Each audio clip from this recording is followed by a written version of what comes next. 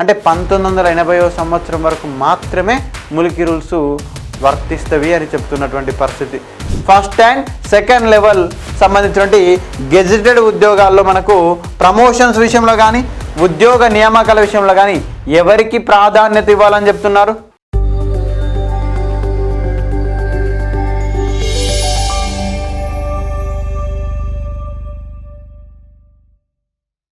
ఈ యొక్క ముల్కీ రూల్స్ అనేది రాజ్యాంగ సమ్మతం అనడంతో కొంతమేర ఇక్కడ తెలంగాణ ప్రాంతంలో నిరసనలు తగ్గినప్పటికీ కూడా ఎక్కడ నిరసనలు ప్రారంభమైనాయి, ఇక్కడ నిరసనలు తగ్గినాయి అనే సమయంలోనే అక్కడ నిరసనలు పెరిగినటువంటి పరిస్థితి.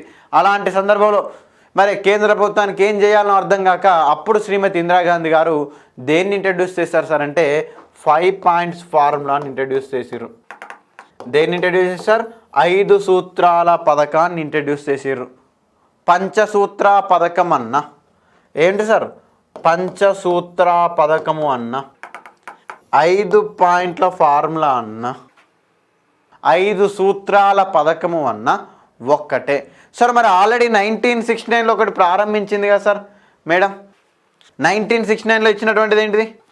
1969 ఏప్రిల్ 11th రోజున దేన్ని ఇచ్చింది? 8 పాయింట్స్ ఫార్ములాను. ఏ పాయింట్స్ ఫార్ములా? 8 పాయింట్స్ ఫార్ములా ఇచ్చిందా? ఎస్. మరి అదేవిధంగా ఇప్పుడు మళ్ళీ ఏ కొత్తగా ఫార్ములా రావడం జరిగింది? After 8 points formula Indira Gandhi introducing ఏ ఫార్ములా అండి? 5 పాయింట్స్ ఫార్ములా ఇంట్రడ్యూస్ చేస్తుంది. ఏ ఇయర్లో?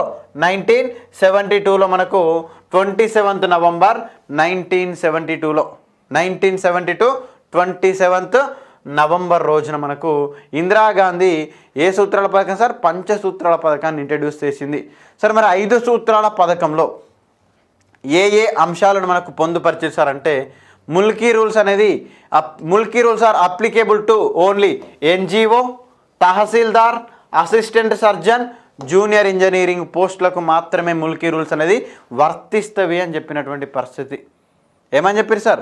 ఏ పోస్టులు కూడా Mulki rules are applicable to NGO, tahsildar, assistant surgeon, మరి జూనియర్ ఇంజనీర్ పోస్టులకు ముల్కీ నియమాలు వర్తిస్తవి అని చెప్తుంది. మరి అలాంటి సందర్భంలో మరి కేవలం ఇక్కడనే ముల్కీ రూల్స్ అనేది వర్తిస్తాయా? మిగతా పోస్టులను ఏమైనట్టు పరిస్థితి? వాట్ అబౌట్ రిమైనింగ్ పోస్టులు? ఇంకా మరి గెస్టెడ్ స్థాయి పోస్టుల పరిస్థితి ఏంటి? అక్కడ ముల్కీ నియమాలు వర్తించవా అంటే అవునట్టే కదా. దీని ప్రకారంగా మనకు ముల్కీ రూల్స్ అనే ఆ యొక్క ప్రాంతంలో అప్లికేబుల్ అవన్నట్టే కదా. సో కేవలం ఈ పోస్టులలో మాత్రమే ముల్కీ రూల్స్ వర్తిస్తాయి, అదేవిధంగా కొన్ని డిస్టిక్ లెవెల్ పోస్టులు అని చెప్పి. మరి మిగతా వాటి పరిస్థితి ఏంటంటే అవి ఓపెన్ కేటగిరీ కింద అన్నట్టు ఇండైరెక్ట్గా. సో దీని ద్వారా మరి కొంతమేర ఆంధ్ర ప్రాంతంలో ఉద్యమాన్ని తగ్గించవచ్చు. కానీ మరి 5 పాయింట్స్ ఫార్ములా అనేది ఏంటి సార్? కేవలం జయాంధ్ర ఉద్యమాన్ని ఆపడం కోసమా? ఇరు ప్రాంతాలకు న్యాయం చేయడం కోసమా? ఇరు ప్రాంతాలకు న్యాయం చేయాలని కదా. మరి ఈ యొక్క పాయింట్స్ ఫార్ములా 5 పాయింట్స్ ఫార్ములాలో మనకు ఫస్ట్ పాయింట్ ద్వారా తెలంగాణ ప్రాంతానికి ఏమైనా లాభం చేకూరుతుందా? తెలంగాణ ప్రాంతానికి ఏమైనా లాభం చేకూరుతుందా? ఏ విధమైనటువంటి నో యూజ్ టు తెలంగాణ. అదేవిధంగా ఇంకేం చెప్తుంది సార్ అంటే మనకు ప్రధానంగా 1980 వరకు 1980వ సంవత్సరం వరకు మనకు తెలంగాణ ప్రాంతంలో ముల్కీ రూల్స్ అనేది చెల్లుబాటు అవుతుందని చెప్తే Mulki rules are valid till 1980 అని చెప్తున్నారు. అంటే 1980వ సంవత్సరం వరకు మాత్రమే ముల్కీ రూల్స్ వర్తిస్తవి అని చెప్తున్నటువంటి పరిస్థితి. మరి అలాంటి సందర్భము క్లియర్గా మనం ఇక్కడ డీటెయిల్స్ చేసుకున్నటువంటి పరిస్థితి.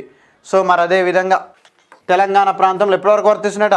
1980 వరకు మాత్రమే వర్తిస్తాయంట. మరి ఆఫ్టర్ 1980 పరిస్థితి ఏంటి తెలంగాణ ప్రాంతంలో? అంటే ముల్కీ రూల్స్ అనేది వర్తించవు. ఇక్కడ మనకు 5 పాయింట్స్ ఫార్ములాలో భాగంగా ఆల్రెడీ మనకు ఫస్ట్ పాయింట్ డీటెయిల్గా చెప్పుకోవడం జరిగింది. మరి ఇక్కడ సెకండ్ పాయింట్ వచ్చేసరికి Mulki rules valid till 1918 Telangana area.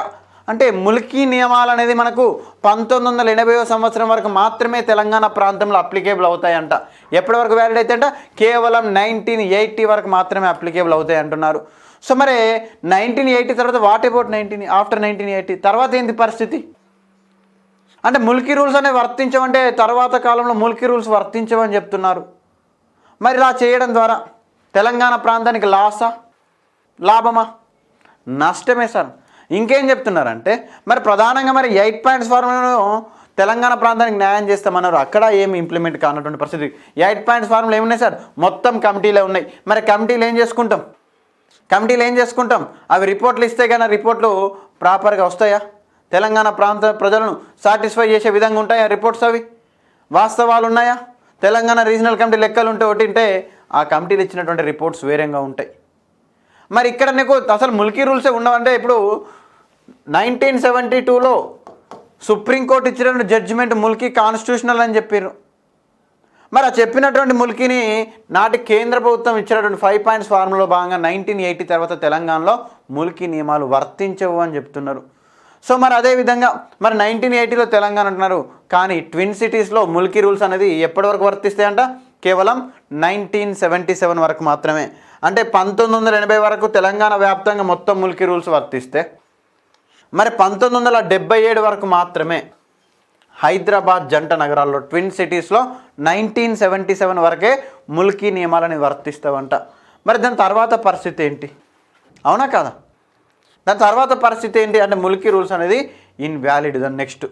So మరి అదే విధంగా చూసుకున్నట్టయితే థర్డ్ పాయింట్ ఏం చెప్తున్నారంటే 5 పాయింట్స్ ఫార్ములాలో భాగంగా మనకు ఇక్కడ థర్డ్ పాయింట్ ఏంటంటే ఫస్ట్ అండ్ సెకండ్ గ్రేడ్ ఏంటి sir, first and second level gazetted జాబుల్లో ఏంటి sir, first and second level సంబంధించినటువంటి గెజిటెడ్ ఉద్యోగాల్లో మనకు ప్రమోషన్స్ విషయంలో కానీ ఉద్యోగ నియామకాల విషయంలో కానీ ఎవరికి ప్రాధాన్యత ఇవ్వాలని చెప్తున్నారు, ఎవరికి ప్రాధాన్యత ఇవ్వాలని చెప్తుంటే స్థానికులకు, ఎవరికండి, స్థానికులకు ప్రాధాన్యత ఇవ్వాలి అని చెప్తున్నారు.